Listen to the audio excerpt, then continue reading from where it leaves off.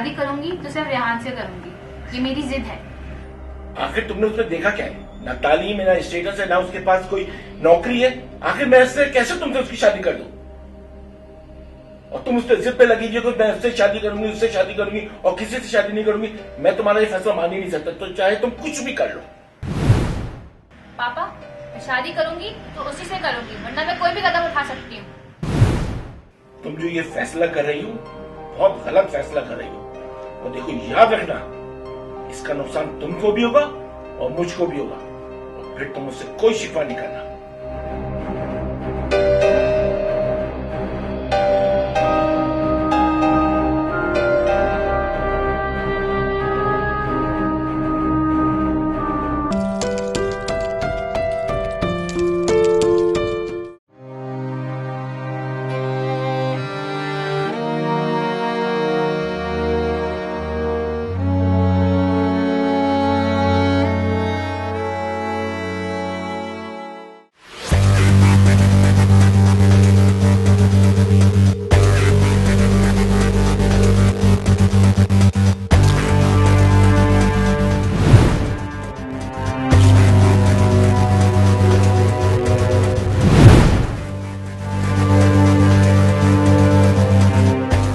है रेहान?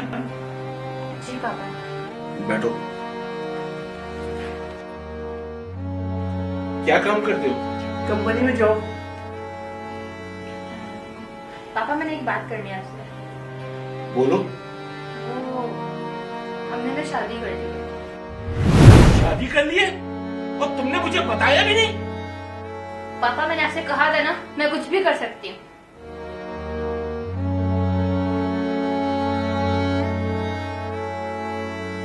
यहाँ से निकल जाओ, फौरन निकल जाओ यहाँ से। हम यहाँ से कहीं नहीं जाएंगे, बल्कि ये भी हमारे साथ रहेगा।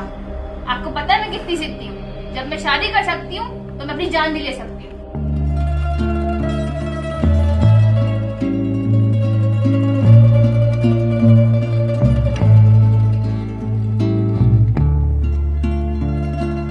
ठीक है, जो तुम बेहतर समझती हो तुम करो,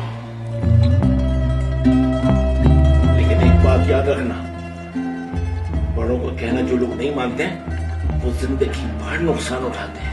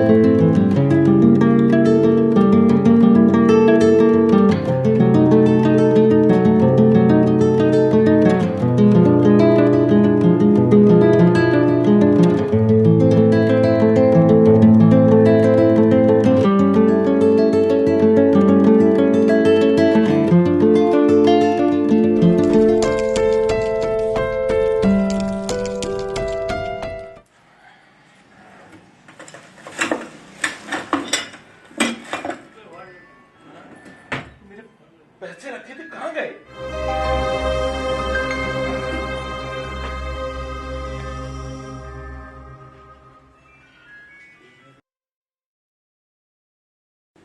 बेटा, इधर बात तो सुनो। मेरे डेस्क में पैसे थे 3 लाख रुपए, मुझे नजर नहीं आ रहे।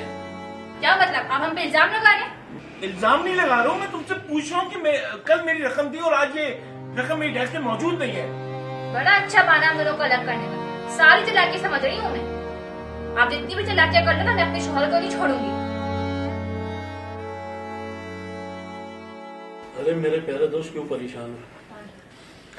क्या बताऊं, मेरे पैसे चोरी हुए 3 लाख।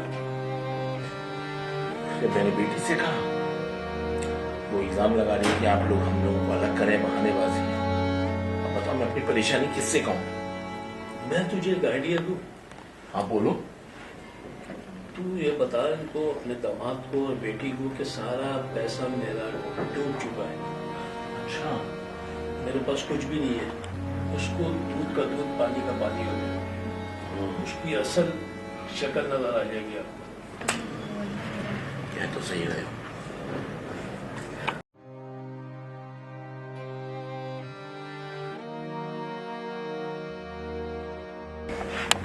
बेटा मुझे तुमसे एक जरूरी बात करनी है। जी पापा। देखो मेरे पास जो कुछ था वो मैंने सब कुछ तुम लोगों पे खर्च करा, ठीक है ना। अब ये मकान जिसमें हम लोग रह रहे हैं ये गवर्नमेंट का था। 7 साल के बाद जो है इस मकान को खाली करने का ऑर्डर है। और जो कुछ मेरे पास अपना पैसा था मैंने तुम पर, और जिसका हक था मैंने उसको दे दिया। अब तुम्हारे शौहर का फर्ज है कि वो नौकरी करे, तुम्हारे अखराजात उठाए, वो इस घर के भी अखराजात उठाए। और अगर तुमको मेरी बातों पे यकीन नहीं है तो गवर्नमेंट का तुम ये लेटर पढ़ सकती हो कि ये मकान हमें खाली करना है जल्द।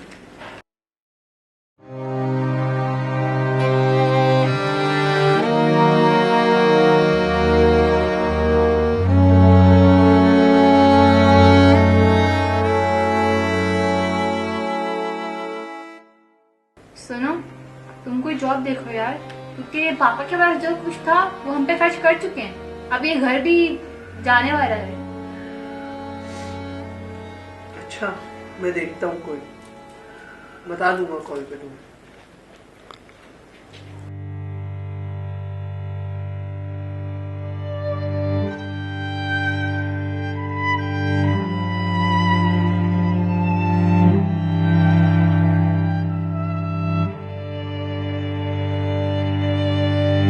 वो बेटा रो क्यों रही हो? नहीं पापा, अब सही कहते थे। रिहान ने सिर्फ मुझे ही नहीं आपको भी धोखा दिया। उसने मुझे डिवोर्स दे। क्या डाइवोर्स दे दी? मैंने तुमसे पहले ही कहा था कि तुम ये फैसला नहीं करो, और देखो इसका अंजाम क्या हुआ है। सॉरी पापा, मुझे माफ कर दें। सॉरी अगर मैंने कर भी दी तो उसका क्या फायदा होगा। लेकिन चलो, सुबह का भूला अगर शाम को आ जाए तो उसे भूला नहीं कहते। आगे की जिंदगी अपनी दूसरे तरीके से गुजारो, अच्छे तरीके से।